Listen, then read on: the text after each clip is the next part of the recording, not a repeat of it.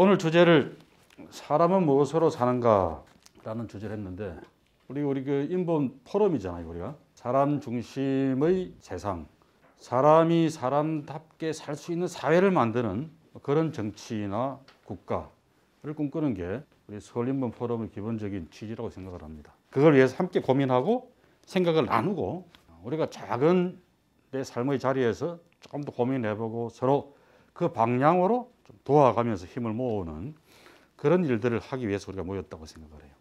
일단 이제 그런 활동을 생각해 보면서 또 그런 생각 나누기를 염두에 두면서 우리 각자도 다 여기 포함되는 사람들인데 세상 사람들은 어떻게 생각하고 살까?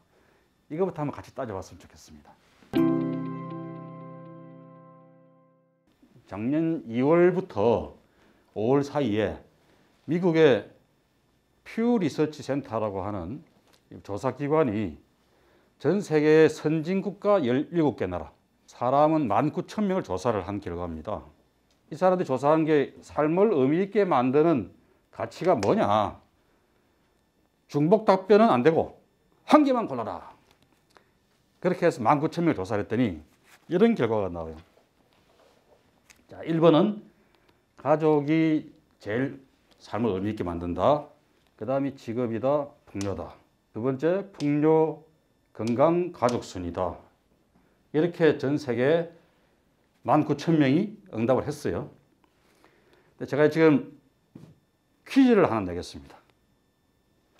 이 두 가지 답변이 하나는 한국 사람 답변입니다. 또 하나는 그 19,000명 17개 국가 전체의 평균입니다.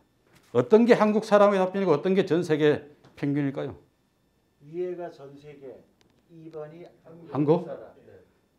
맞아요? 1번이 한국. 1번이 한국, 2번이 세계. 자, 이제 다섯 개를 할 게 아니라 근거를 한번 들어봅시다. 우리 조주현 씨, 왜 그렇게 생각하죠? 저희 부모님 세대뿐만이 아니라 대부분 가족을 가장 중요시 여기지 않습니까? 예, 그래서 저는 이제 가족이 첫 번째. 그렇네요. 진짜 한국 사람처럼 가족을 끔찍하게 생각하는 사람들이 없죠. 그렇다면은 충분히 1번이 한국 사람의 답변이다라고 생각할 수 있겠습니다. 우리 김성식 씨. 저는 2번일 것 같아요. 예, 어떤 건 거죠? 그 너무 빠른 핵가족화가 돼서 이제 사람들 보면 그 가족이라고 하는 개념 자체가 그냥 정말 그 같이 사는 식구 서너 명 정도밖에 없거든요. 그건 그냥 디폴트가 돼 있으니까 그거보다 먼저 우리가 좀 넉넉해야 된다. 그래서 경제적인 것들, 그다음에 우리가 건강하게 살아야 된다. 그래서 가족은 뒤로, 저는 현재의 한국의 사람들은 뒤로 밀려 있다고 봅니다. 답부터 말씀드리면 김성식 씨가 맞습니다. 제가 그 답변 드립에서 밑에 숫자를 썼어요. 한국 사람들은 풍요가 제일 중요하다. 삶을 의미 있게 만드는 가치다 라고 생각하는 사람들이 19%, 그 다음에 건강이 17%, 가족이 16%였어요. 근데 전 세계 그 17개국 선진국가들의 평균을 보니까 이 사람들은 가족이 압도적으로 38%, 그 다음이 직업입니다. 직업은 오큐페이션이든 잡이든 다 포함되는 그런 개념이겠죠. 그 다음에 이제 마지막이 물질적인 풍요입니다. 근데 제가 이걸 보고서 왜 한국 사람들한테는 일이 없을까, 여기에. 청년 실업뿐만 아니라 지금 중장년 실업들도 심각한 상황이잖아요. 근데 일이나 직업이 없어, 이게. 그런데 풍요가 제일 앞에 나와 있는데 이 풍요라고 하는 것 안에는 아마도 일이나 직업을 통해서 얻는 그 물질적인 대가까지 다 포함해서 풍요라고 생각하시는 것 같아요. 그 다음에 이제 우리가 늘 덕담으로 하는 말이 뭡니까?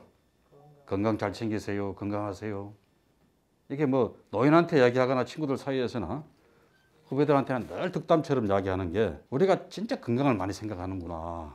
근데 그만큼 또 건강을 안 챙기고 산다는 반증일 수도 있죠. 술 많이 마시고 뭐 늘 어울려서 담배 많이 피고 이런 사람들이 많으니까 또 그걸 건강을 못 챙기고 살 만큼 빡시게 막 경쟁이 치열하고 일을 하면 뭐 회사든 뭐 어디든 간에 조직이 사람을 막 몰아세워서 자기 건강이나 가족을 챙길 길을 또 없게 만드는 그런 무한 경쟁 사회, 하이 스트레스 사회. 그러니까 건강을 챙기고 싶어도 못 챙기는 뭐 그런 일이 있을 수도 있죠. 그러니까 늘 건강하자라는 게 자기 머릿속에서는 잠재의식이 꽉 박혀 있는 것 같아요. 그렇게 쭉 스스로 자꾸 유추해 보니까 이 한국 사람들의 답변이 어느 정도 이해가 돼요. 이제. 그런데 서양 사람 주로 한국, 일본 빼면 대부분 다 서양들입니다. 그런데 일본조차도 일본에 가까워요. 일본보다는. 그러니까 이제 여기서의 가족은 우리가 그냥 소가족주의, 우선 내 아들, 내 딸이 제일 중요해. 세상 어떤 가치보다 이게 제일 중요하다고 생각하는 그 부모들의 자식 사랑, 이것과 좀 다른 개념인 것 같아요. 가정 안에서 누리는 작은 행복. 회사도 중요하고 돈 버는 일도 중요하지만 내가 집에 가서 내 아내와 내 남편과 내 아이들과 오손도손 시간 보내는 뭐 그런 게 더 소중한 삶의 가치다 라고 생각하는 그런 집향. 우리가 그럼 얼핏 이제 상상이 좀 되죠. 뭐 미국 애들이나 유럽 애들이 직장, 돈을 많이 주는 직장도 뭐 좋아하는 사람도 있지만 그것보다 가족들하고 같이 시간을 보내는 걸 더 선호해서 돈을 좀 적게 받더라도 그런 직장을 가는 사람들이 꽤 있다는 거죠. 또 어떤 경우는 뭐 영화에서 흔히 보는 설정입니다만은 남편이 돈 잘 버는 변호사거나 월스트리트에 잘 나가는 펀드 매니저인데 그렇게 막 살다 보니까 가족들은 팽개치고 어느 순간에 아내한테 이혼을 당하는 뭐 이런 설정들이 많이 있잖아요. 그게 미국 가치 지향을 보여주는 그런 설정이라고 저는 생각이 들거든요. 그런 걸 자꾸 생각해 보니까 이 사람들한테 그렇게 실천을 하고 있든 안 하고 있든 가족이라고 하는 거를 그 사회 전체가 공유하는 가치로서 중요한 지향점으로 삼고 있구나. 그거는 공감이 되더라고요. 그 다음이 일인데 일이 중요하다. 그게 꼭 돈 버는 과정으로서 일뿐만 아니라 내 삶을 실현하는 하나의 과정, 내 자아를 실천하고 실현하는 그런 과정으로서 일, 직업, 이게 참 중요하다. 그런 인식들이 서양 친구들한테 일본 사람들한테 있는 게 아닌가 그런 생각이 들어요. 근데 우리는 일이나 직업은 돈 벌기 위한 과정 이렇게 생각하기가 쉽잖아요. 그러니까 이 안에 일이 없는 게 아닌가, 직업이 없는 게 아닌가. 그렇게 해석을 해봤습니다. 제 해석이 맞는지 틀리는지는 모르겠어요. 우리 각자가 다 다르게 해석할 수도 있습니다. 그렇죠? 여러분들한테 어떻게 생각하십니까? 가족에 대해서, 일에 대해서, 또 풍요에 대해서 질문을 던졌습니다. 자, 그 다음 주제로 톨스토이가 이 제목을 우리 오늘 하는 강연 제목으로 소설을 썼어요. 사람은 무엇으로 사는가. 자기 고민의 결과를 그런 단편 소설로 발표를 했어요. 그 소설 내용을 읽어보신 분들은 별로 재미가 없겠지만 간단히 소개를 드리면은 하늘나라의 대천사 미카엘이라고 있잖아요. 대천사 미카엘이 하나님한테 잘못을 저지릅니다. 죄를 저질러서 벌로 인간 세상으로 추방을 당해요. 그런데 미카엘이 하늘나라에서 추방당할 때 하나님한테 받은 질문이 세 가지가 있어요.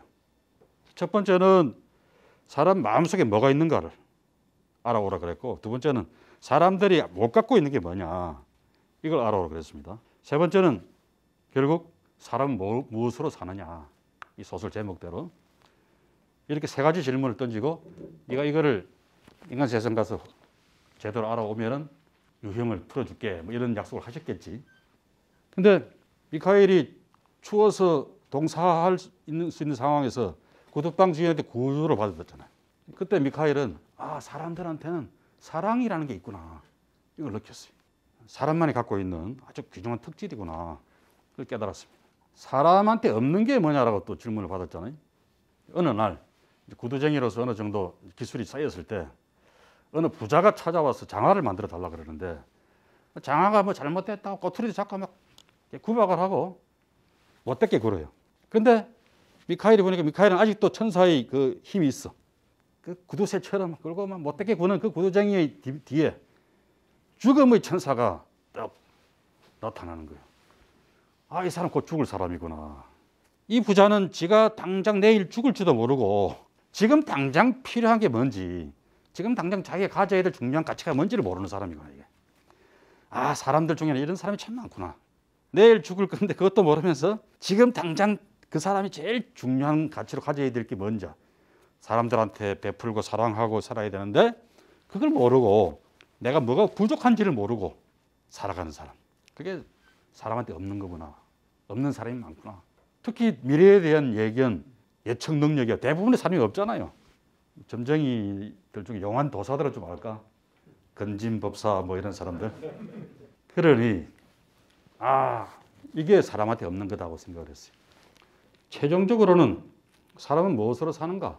다시 첫 번째 질문으로 환원이 됩니다. 그 동네에 쌍둥이 여자아이들이 있었는데 태어나자마자 부모가 다 돌아가셔요. 그러니 이 아이들이 천의 고아가 됐는데 그 동네의 이웃집 사람들이 애들을 거두어서 키워줍니다. 그리고 동네 사람들이 다 따뜻하게 사랑으로 길러줘서 이 아이들이 구김살 없이 그야말로 사랑스러운 아이로 무럭무럭 잘 자랐습니다. 사람은 이런 게 그냥 사랑 정도가 아니라 아주 1차원적인 내 가족에 대한 사랑뿐만 아니라 더 넓은 범주의 그런 박애정신, 같이 함께 살아가는 그런 따뜻한 마음, 이런 게 있는 사람들이구나. 첫 번째 사랑하고 직통하는 개념이겠죠. 그렇게 깨닫고 나서 미카엘은 다시 하늘로 돌아갑니다.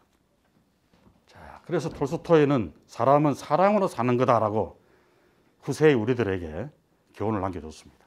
여러분들은 뭘로 사세요? 저는 톨스토이 이야기가 공감이 많이 되면서도 저한테 그래 사랑이 있나 생각해봐도 별로 없는 것 같아요. 가지려고 애를 막 써봐도 잘 안 생겨. 저는 뭘로 살까? 이 고백을 제 마지막으로 하고 마치겠습니다. 저는 꿈으로 삽니다. 꿈으로 살아왔어요. 소시적에는 소년 시절에는 시인이 되고 싶었습니다. 좋은 시인이 되어서 아까 우리 이승근 교수도 잠깐 소개했지만 제 대학 초년 시절은 여전히 그 꿈으로 살았습니다. 고등학교 때부터 그랬고요. 그런데 시대를 잘못 만나가지고 작년에 돌아가신 전두환 대통령 같은 분을 잘못 만나가지고 제 인생이 완전히 꼬였습니다.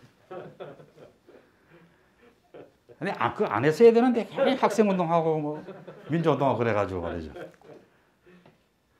아무리 생각해도 강의실에서 이렇게 강의를 받으러 갔는데 여학생 하나가 교단에 올라와서 하고 여러분 이렇게 살 수는 없습니다.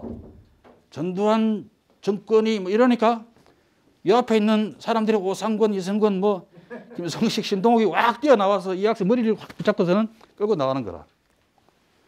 그게 제가 대학 1학년 때 목격했던 강의실 안의 장면이었습니다.